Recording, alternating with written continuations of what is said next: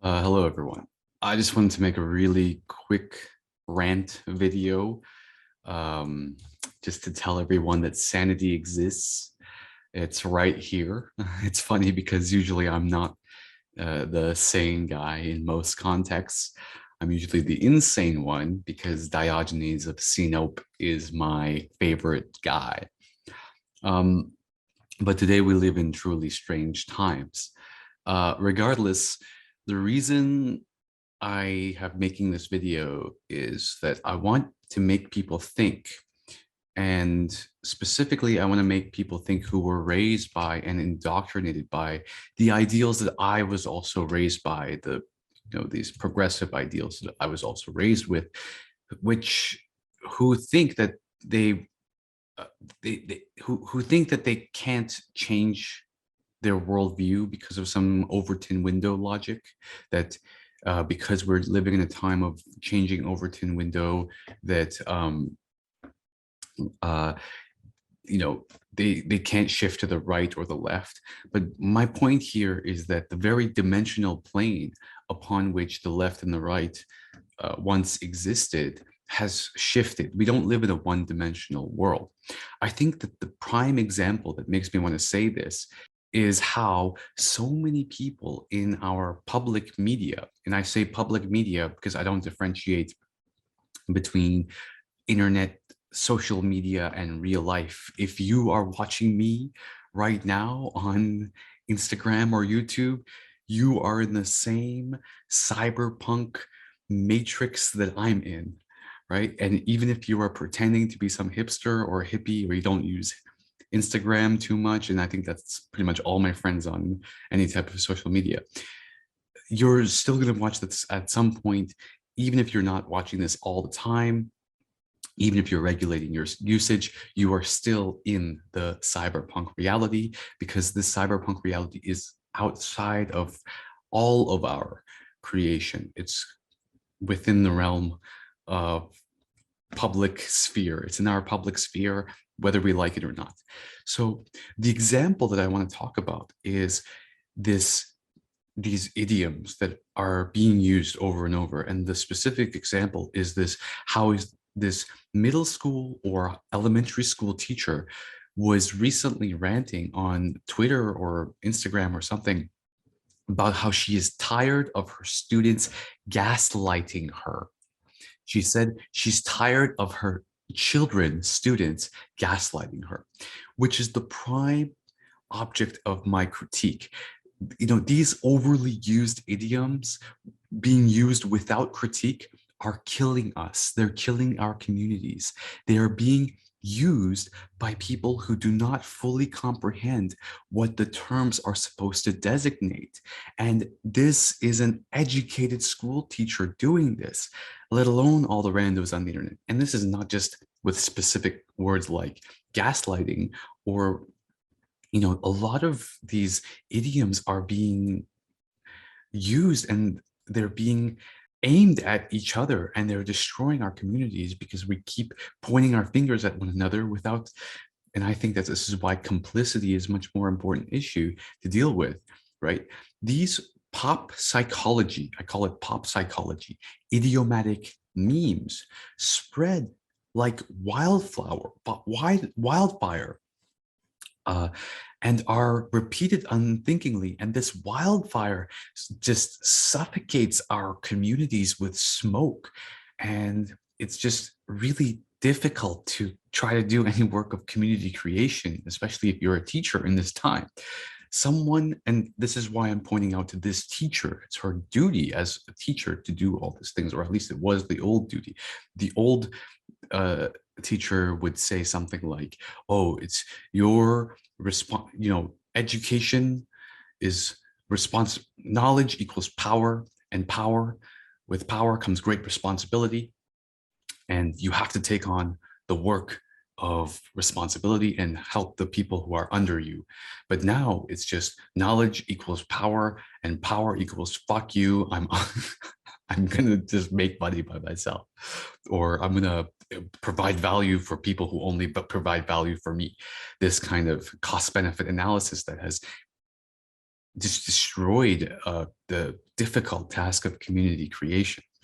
So someone interpreted one of my videos and that I created on my YouTube as discussing the topic of social inertia. And I thought that was a great comment. Yes, my focus on ritual, on collective ritual, is this social inertia. In my Ritual Traces series, we are moving towards more scary things because we are not taking full responsibility and for our own complicity. We have armed ourselves with these overly repeated idioms, and we are aiming these things at each other. And I'm using the word thing here very consciously. A thing here is this uncritically utilized idiom. Foucault talks about how these idioms, specifically talking about the idiomatic usage of the word neoliberalism, but it applies elsewhere as well, is actually a tool. These idioms are actually a tool of the ruling classes to divide us, to divide our ability to congregate, to come together, to commune, to create communion, the difficult work of communion. Now I'm realizing that Occupy Wall Street and the Arab Spring movements of the past were indeed truly revolutionary and frightening moments for the ruling classes. The internet was a scary time for them, that beginning of the internet rebellions. But just as we lived through the Gutenberg galaxy, today we are living in the Orwellian Ray Bradbury world of book burning, simultaneously as we live in the Huxleyan world of being entranced by too much and excessive information. Since the glory and failure of these early internet movements, and I'm talking about copyright, Copying is Not Theft by Nina Paley, and all of these great movements by Aaron Swartz, who created Reddit, and now Reddit is just this disgusting place where curation, it's all curated information. There's no actual democracy anymore. The ruling classes have figured out how to deal with potential revolution, and that is through this gaslighting discipline. And I want to use that word consciously now. This gaslighting discipline of pop psychology, which again, as Foucault pointed out years ago, the discipline of psychology itself is to instill neoliberal subjectivity, which, mind you, goes hand in hand with a lot of these supposedly revolutionary ideals of intersectionality that is incapable of taking seriously the clashing incomprehensibility of worldviews, and intersectionality which way too easily rainbow washes over the very difficult tasks of dealing with incommensurability and taking responsibility for our own complicity. You know, it's always like acknowledge your own privilege, but doesn't actually talk about how my grandfather might have been complicit in my oppression today. My family has been in, that's called victim blaming, when really that's the power of taking on the responsibility for our past negations, for our past wrongdoings, not just your own past wrongdoings, but especially the wrongdoings that you don't see as your own. That's very powerful. So back to my example of this teacher who accuses her students of gaslighting her. And here is the other aspects of this truly terrifying situation, which is that I'm trying to find this example on the internet of this teacher, but it's extremely hard to find, not only because it's probably been taken down on multiple platforms, but because every search engine itself has been turned into an ideology machine rather than being a search engine. Google is no longer Google. Google, it doesn't mean anything anymore. These private organizations that exploit mass amounts of surplus labor are now acting as educational platforms or museum curators. That is, what is even more insane is that it is the liberals, that is people on the left, who say that these social media companies are private platforms that can do whatever they like to regulate appropriate speech. But these private platforms are determining what content can be delivered on what is ultimately public infrastructure. Okay? The mailman doesn't look at your mail. It's not supposed to look at your mail and say, this is a, good mail or bad mail. Sure, sometimes if there's, something that shouldn't be in there physically, that's not good, but he doesn't read your paper. So now it is the left, whatever the left means, that's why I was talking about the Overton window at the beginning, that is undermining the whole idea of something like a public service because of all this safe space stuff, this private safe space, privatized safe space being enforced by private companies. That is, private companies who in the same breath say, let's care about inclusivity and people's emotional well-being, while our multinational company exploits massive amounts of surplus labor and maximizing economies of scale by colonizing new markets for growth and going into my communities, going into my village in Gilon. Do you think that Zuckerberg or the CEOs at Google really truly care about all this rainbow washing stuff? Whatever. I'm not going to put any intentions in their words, but I'm just asking for yourselves. To conclude, in different contexts, these idioms are turning what are large-scale problems of socioeconomic class into individual problems of pop psychology. So just as the teacher who accuses her students of gaslighting is actually the one who is gaslighting her students by accusing them of gaslighting, this neoliberal pop psychology is gaslighting all of us by taking these large-scale issues of inflation and socioeconomic rat race and psychologizing them. That is, neoliberal pop psychology is the ultimate gaslighter by clinicalizing questions which are purely in the realm of ideology. This is the evil of the DSM-5 today, spread through academia and enforced through this inability to critique academia, as well as other forces in the other institutions. Ron Roberts talks about this in his Capitalism and Psychology. And if you are interested, please watch my coming video critique of the excellent work of Ron Roberts. To critique is to love. And unfortunately, love is very hard to find these days. Love only comes with critique. Love and critique are together. Unfortunately, that itself in our age of pop psychology is gaslighting.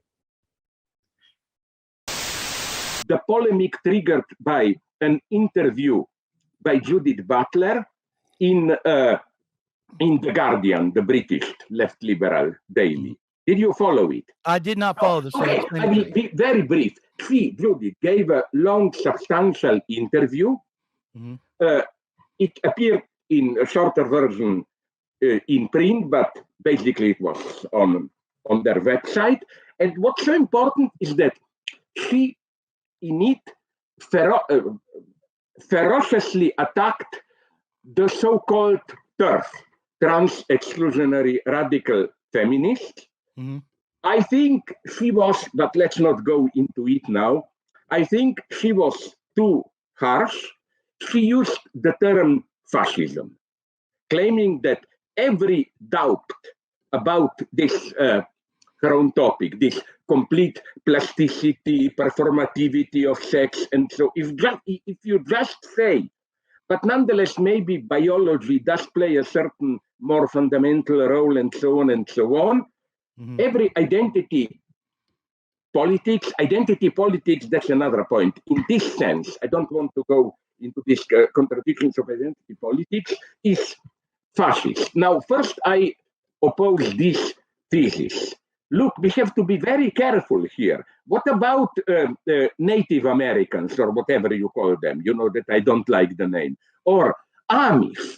If there is a group which is strict in its identity politics. We are this. It's no creativity, no performativity, are the Amish people. Now they have their own problems, but they definitely, I wouldn't call them fascists. On another point, then it's unique. A little bit over one day after this happened, the question to which Judith answered in this problematic reply and her answer itself just disappeared. It was censored, to put it brutally. And Guardian just added a short note that claiming that, of course, they didn't use the term censorship or whatever, but that the interview was edited because of some new facts and so on, as if some new data became available and everybody knew what happened. The turf people exploded, bombarded the Guardian with protests, and to avoid further conflict, they censored it, but that's so horrible. They even didn't want to admit it. They masked it in more neutral terms. Something new happened. They didn't specify when and so on. You know, this is what I hate most. I often wrote about it. A prohibition which is itself prohibited. And that's typical of the left more and more. That's why I was attentive to your leftist point, that things are de facto prohibited, but you are not allowed to say this is prohibited. I would much more like canceling culture if we were to get a booklet with clear rules. I want to use this word, sorry guys, prohibited, blah, blah, blah. This is what shocked me. How, although canceling culture and so on wants to present itself as liberating and so on, there is censorship there, but censorship which is itself censored. It reminds me, do you know when a couple of years ago, when there was a problem, it still is, but at that point it was in the media with Edward Snowden, you remember that Evo Morales, at that time president of Bolivia, took a flight from Moscow to Latin America and was forced to land in Austria. Of course, European Union surrendered to American pressure because there was a rumor or suspicion that Morales is smuggling Snowden, the whistleblower, in his plane. Right. And the plane was landed in Austria. It was inspected. Of course, there was no Snowden, no additional person in it. But the disgusting thing was that everybody knew what it was about. But the official explanation was that there was some misunderstanding with flight coordination and the flight was not properly registered and so on and so on. That's what I find, if you ask me, really oppressive. Where is the link with what we talked before? It's the same as when you are this new type of manager coordinating with others.